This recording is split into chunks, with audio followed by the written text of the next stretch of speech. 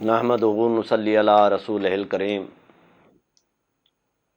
اما بعد فاعوذ باللہ من الشیطان الرجیم بسم اللہ الرحمن الرحیم۔ السلام علیکم ناظرین، گزشتہ ویڈیو میں نے آپ کو جن اور شیطان میں فرق بتایا تھا اور کہا تھا کہ آئندہ ویڈیو میں آپ کو شیطان کے بارے میں جن ہونے کا ثبوت قرآنی آیات کے ساتھ بتاؤں گا۔ ناظرین، اس موضوع کو لے کر آگے بڑھتے ہیں۔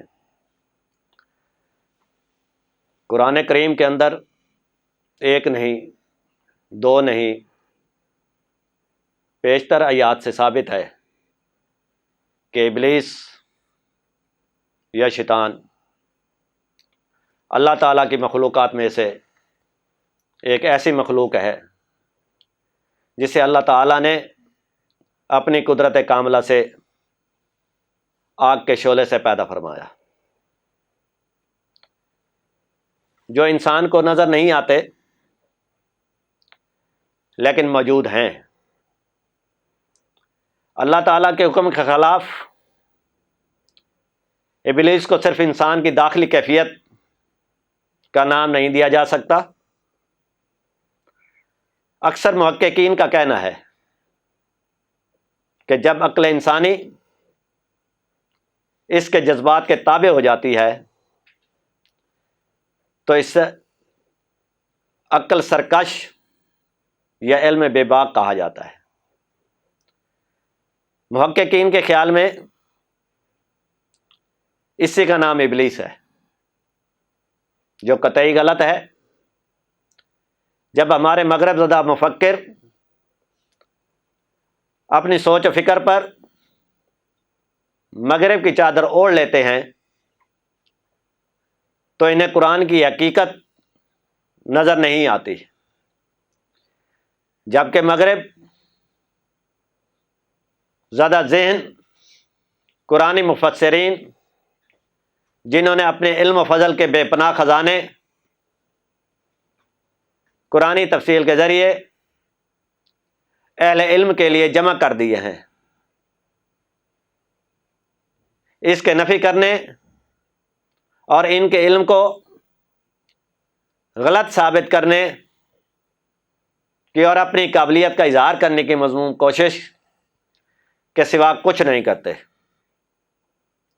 البتہ مغربی مفکرین جو اپنی اسلام دشمنی میں کوئی موقع جانے نہیں دیتے اور دین اسلام اور قرآن و سنت کے بارے نت نئی اختراعات کرتے رہتے ہیں اور مختلف طریقوں سے شیطان کے اعلی کار بن کر مسلمانوں کو بہکانے میں سرگرم عمل رہتے ہیں۔ ہمارے کچھ لوگ ان کو سند مان کر اسلام کے خلاف ان کے مہم کا حصہ بن جاتے ہیں، جبکہ قرآن میں وضاحت سے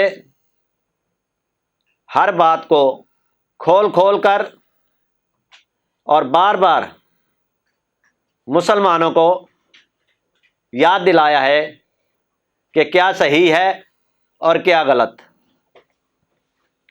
گویا یہ بات اتنی طویل ہو گئی ہے کہ اس کو مکمل کرنے کے لیے کئی دن درکار ہوں گے، اس لیے اس بات کو یہیں روک کر ہم قرآن کریم کی طرف چلتے ہیں اور دیکھتے ہیں کہ اللہ تعالی ابلیس کے بارے میں کیا ارشاد فرماتا ہے۔ سورۃ کہف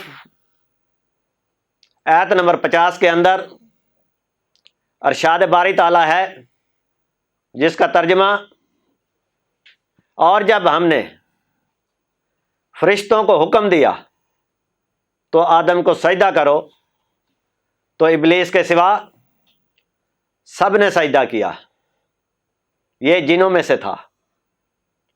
قرآن کریم میں 11 مقامات پر ابلیس کا ذکر آیا ہے۔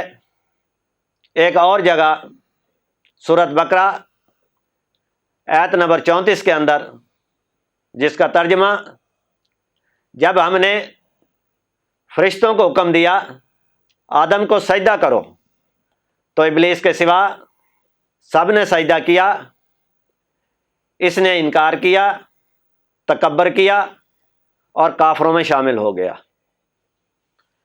ایک اور جگہ پر ارشاد باری تعالیٰ ہے سورۃ اعراف اور آیت نمبر 11، جس کا ترجمہ ہم نے تمہیں پیدا کیا، پھر ہم نے تمہاری صورت بنائی، پھر ہم نے فرشتوں سے کہا آدم کو سجدہ کرو، سو سب نے سجدہ کیا، ابلیس کے سوا وہ سجدہ کرنے والوں میں شامل نہ ہوا۔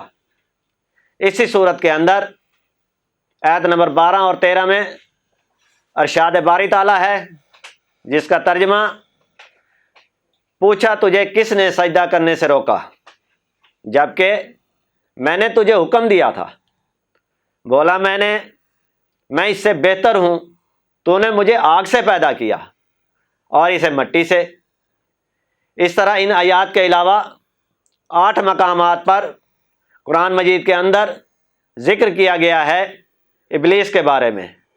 انشاءاللہ اگلی ویڈیو میں آپ کو جن کی تفصیل بتاؤں گا۔ گزشتہ سے پیوستہ ویڈیوز کے اس سلسلے سے جڑے رہنے کے لیے ہمارے چینل کو سبسکرائب کر لیں، ہماری آنے والی ویڈیو آپ تک پہنچتی رہیں۔ اپنے میزبان محمد یاسین تبسم کو دیجیے اجازت۔ اللہ حافظ۔